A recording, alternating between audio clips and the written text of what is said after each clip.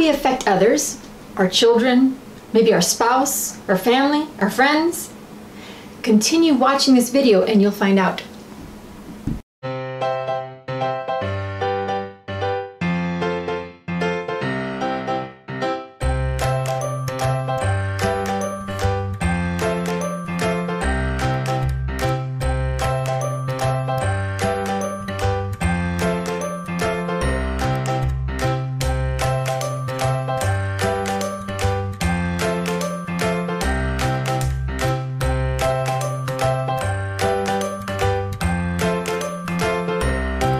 Here's a great example of how we affect others. My husband was getting ready to begin filming this video, and I told him, I said, oh, be careful not to bump the tripod with the camera. I just projected onto him exactly what I don't want him to do. Instead of saying, oh, I'm so glad you secured the tripod. That's an example of how we can affect someone by what we say or think about our family, our friends, or other people. I quit. I'm leaving. Projecting your heebie-jeebies on me like that. Boy. But this happens often, you know. There are individuals who, they'll just start thinking, oh, like mothers do it a lot. They worry about their kids. Oh my gosh, if he just tries to slide down that banister, he's gonna fall, he's gonna get hurt. Instead of saying, my children are always safe and they're always protected, and projecting what you really want for them. Now what normally happens when they say, oh, he's going to fall? Well, that's when we realize we're all psychic, because then it happens and we say, I knew it! Exactly. That's when they should get their 1-800 psychic line. That's right. I always say, right? Mm-hmm. But you're absolutely right about it. Now, from what we know, what are those normally called? You know, if we're going to put a label on those, what label would we put on something like that? Which would surprise people when they hear this, by the way. Yes, I think it will. When we are just thinking about it, it's a negative thought form. Right. If we're saying it out loud and projecting it onto someone, that's basically a curse or a hex. Now, here's the thing. Did they mean to do it? No. And nobody, if someone is intentionally trying to hurt their kid, there's something going on there, right? Right. But normally people won't do that on purpose. Mm-mm. But it's still a hex or a curse. And when people hear about a hex or a curse, if you hear about a hex or a curse, what comes to mind? Witches and witchcraft and people purposefully doing things to harm someone.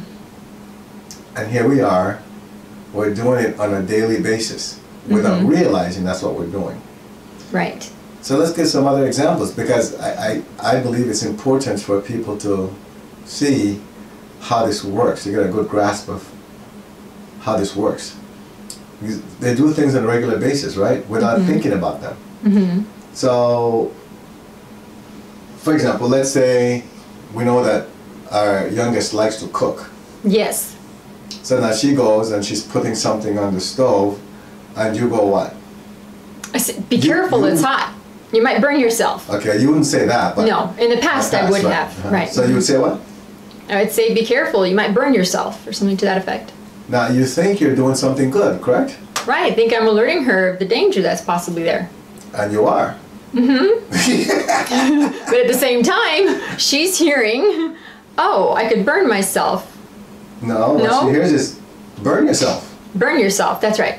Burn yourself. Because keep in mind, again, they've proven this in psychology, that the brain hears the last part of any message. That's why if you watch commercials, they put, just pay attention to commercials, they put the good feeling stuff right towards the end, because you feel good about it now. Oh, this is a good company, this is a great product. It's all based on the psychology that the brain remembers the last thing it hears. Not only that, but of course, as we know by now, the brain rarely processes negative statements or negative words. Like not. Exactly. And don't. So if you say, okay, like you said, be careful, you might burn yourself. Well, now you're projecting that on her, right? The brain might not hear burn yourself, but as I said earlier, but you just projected on her that she's going to burn herself. And then it happens, and you're like, I told you not to do that. But she didn't do it. You did it. Yes. What other examples could there be? Well, I remember one from many, many years ago from your good friend, Mr. O. When I first met him, I asked him about his family. He was telling me about his son, who was like 2 years old at the time, and that he had fallen. And I said, "Oh, poor boy." And Mr. O looked at me and he said, "Don't you ever say that about my son again." I was like, "Huh?" He said, "You project wealth and happiness and health on my child, not anything poor or unsavory." And I was like, "Ooh, okay." I'd never heard anything like that before. And I was like, well, it's just a phrase people say, you know? "Oh, poor kid. Oh, I feel bad for you, you poor person, you," or just whatever it may be, you know? It's a phrase in America that's said a lot. Uh-huh. No, so I learned to correct it. Oh, okay. That's the part I'm waiting for. I never say, "Oh, poor kid," or "poor whatever" anymore. I was like, I became conscious of saying that because I don't want to project poverty on anyone. How about this one? "I feel sorry for." Oh, yes. That one is very common. So why would we suggest that individuals leave that alone? Because when you feel sorry for someone, it's usually because of a negative circumstance, isn't it? Well, that's one way of looking at it, as in that person is going through something that you perceive as negative, right? Mm-hmm. How about this part, which apparently you're not thinking about? By you making that statement, what have you done to yourself? Oh, you made yourself feel sorry. Exactly. So why are you making yourself feel sorry? Right. And Now, what does that when you mean? feel sorry means you feel guilty. Or feel sad, right? Right. Exactly. So why are you projecting that on yourself? Yeah, I don't want to do that. But people use that statement a lot. Mm-hmm. Or the other one is, "I feel for you." Remember Right, that where they're one? trying to identify with the other person's Uh-huh. feelings. Mm-hmm. Any details on that one? Why would you leave that alone? Why is that a Oh, statement? because that you want if to stay someone away is going through a really rough time and they're depressed and everything, and you say, "I feel for you," man, I don't want to feel that. I don't want to bring that into my life.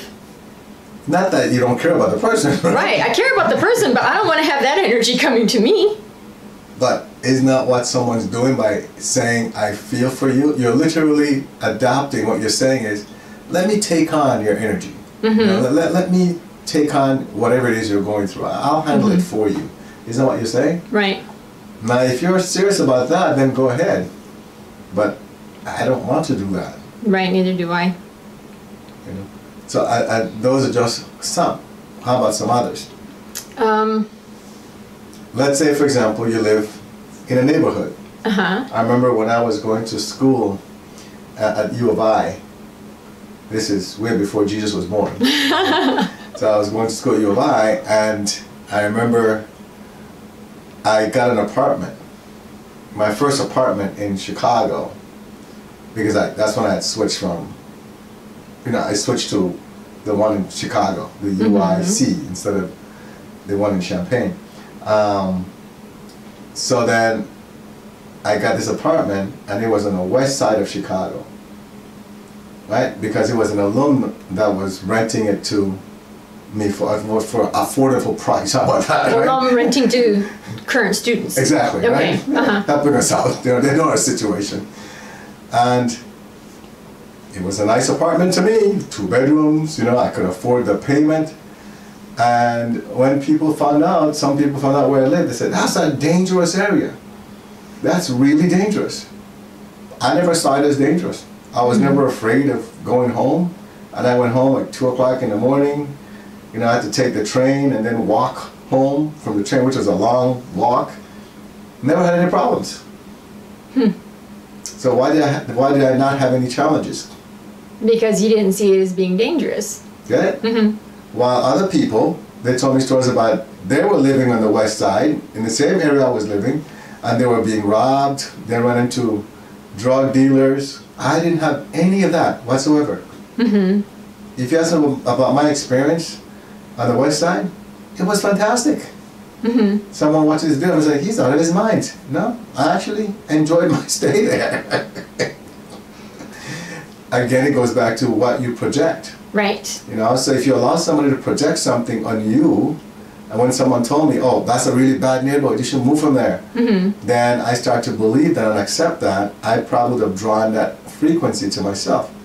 But I rejected that because I never go by what someone tells me. I go by my experience. And I was fine.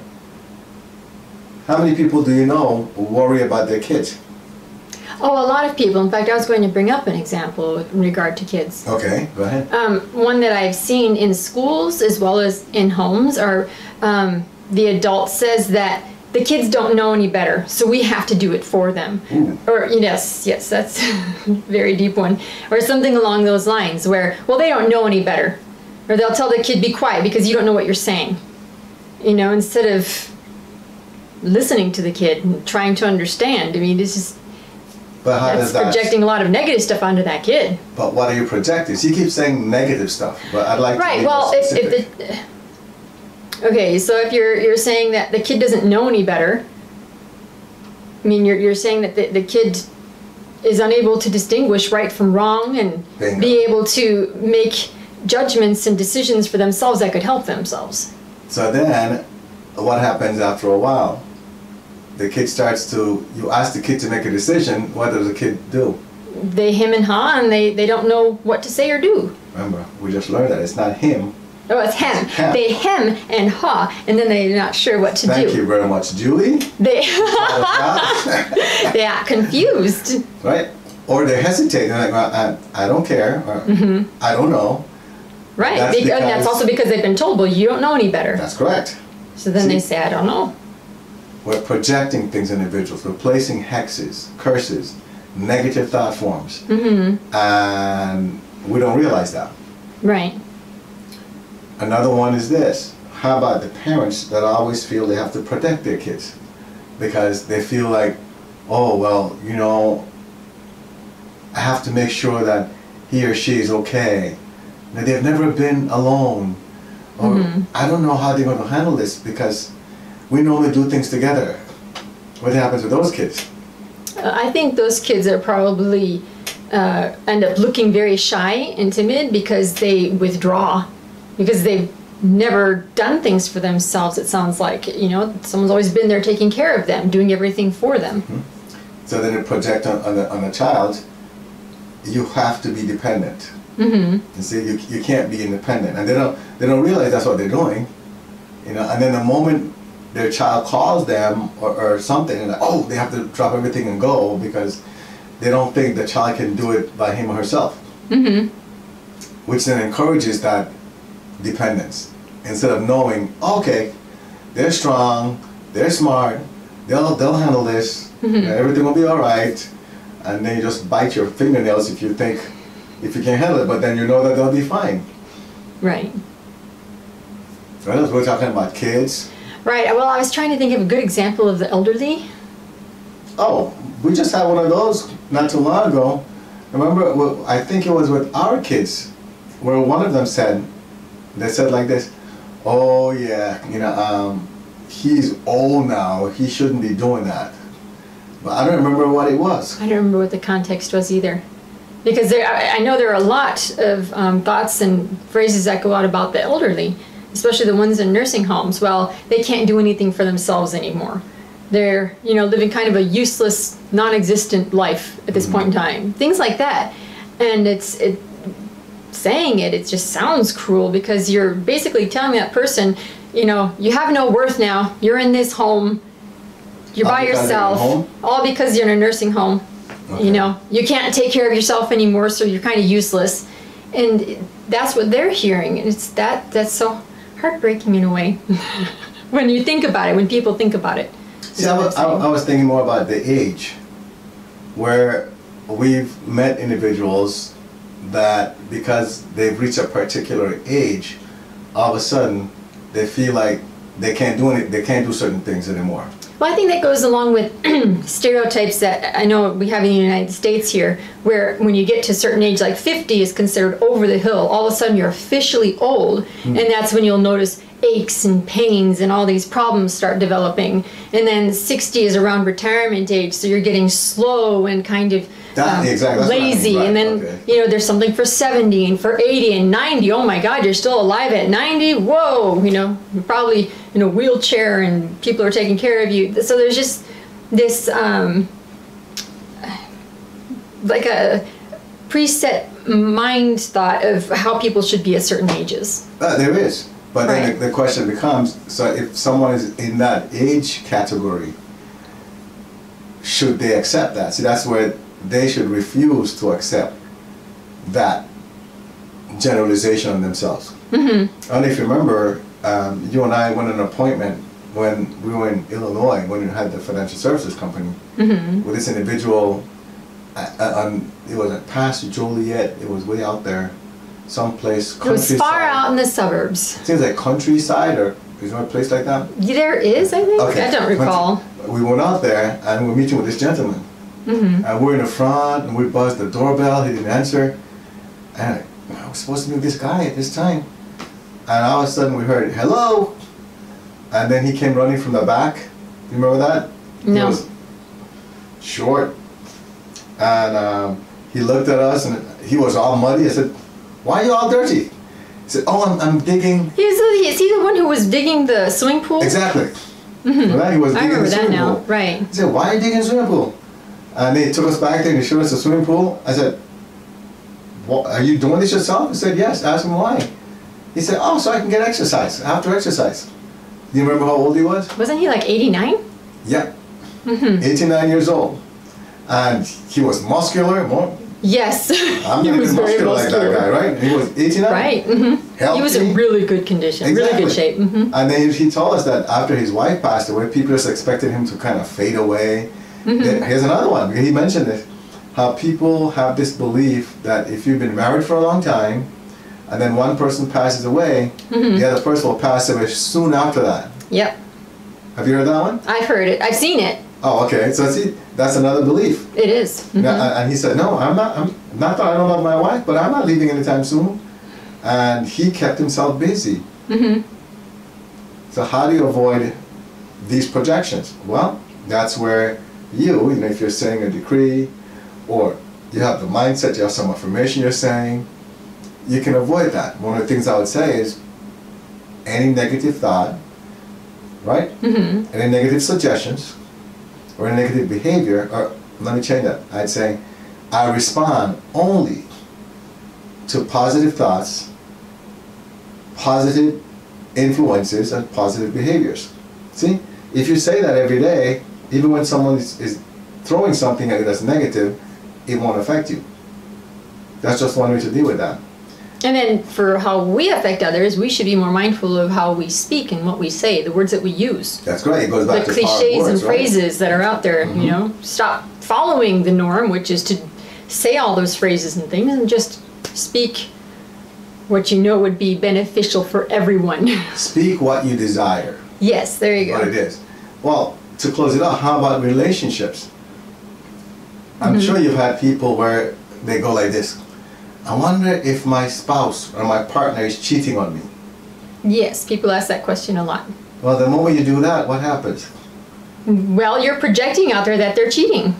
Then they wind up cheating. You find out they're cheating on you. Now what?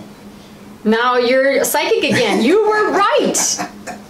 Right? 100%. And like, wow, I'd like to meet some of those people. They're always right. They're right so many times, Or, they're walking and they say, icy streets in Chicago, during the winter. Then it gets icy sometimes. Say, oh, I might slip. I have to be careful. I might slip. And then you slip. Right. And you're like, I knew it. I hate the winter. Well, it's not the winter that's doing that. It's your thought process. Anything else you want to add to that? No, I think we've covered this one. Well, one more that comes to me is relationships with kids, parents and kids. Parents that don't get along with their kids. Okay. And what do they say? They never listen. Exactly. So the kids never listen. They don't listen at all. They never listen to me. They always want to have their own way. They think they're the boss. The moment you're saying things like that, then of course you're putting it on them. Or how they say that teenagers are just really rebellious and that's all they do. They don't want to do anything their parents ask them to do. All of a sudden they know what's best for themselves. That's correct. Or terrible twos. Yes, it's all kinds of age groups. Yes, the terrible twos, the questioning threes. So there we go, right? How is that positive? Instead of just saying active twos, you know, or wonderful twos, or why even put that there in the first place? Exactly. They're just wonderful kids. Right, they're inquisitive. Beautiful. When I talk to our granddaughter, how do I address her? How do I talk to her? Oh, who's the most beautiful girl in Olive? And you say wherever she is at the time. But it's not just beautiful, it's what? Beautiful and intelligent. Exactly. Right? It got to the point where one time I was talking to her and then her mom came in and what did she say? She told me, Mommy, I'm beautiful. Oh, yes. Remember that? She's done that before, Exactly. And this is the way we're supposed to talk to not just kids, but everybody.